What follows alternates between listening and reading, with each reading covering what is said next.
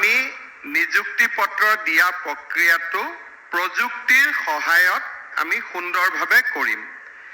এতিয়া আমাৰ যোনে যি বিভাগত নিযুক্তি পাইছে সকলো বিভাগৰে এটা বিভাগীয় ৱেবছাইট আছে।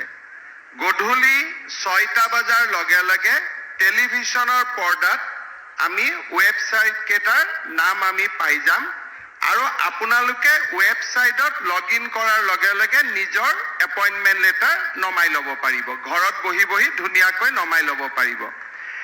আৰু যিসকলে টেলিভিছনত দেখা নাপাব অহাকালি ৰাতিপুৱা পেপাৰত খুব ধুনীয়া কৰি ডিপাৰ্টমেণ্টৰ নাম ৱেবছাইটৰ নাম থাকিব, লগত এগৰাকী অফিচাৰৰ নাম থাকিব, তেওঁৰ এড্ৰেছ থাকিব, কোনোবাই যদি ব্যৱস্থা কৰিব। বুজি পালে গোটেইখিনি?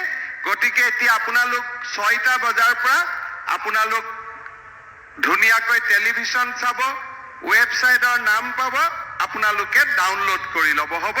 সকলোকে আকৌ এবাৰ অভিনন্দন জনাই আজিৰ সভা ইমানতে আমি সামৰণি মাৰিছোঁ। ধন্যবাদ। সকলোৱে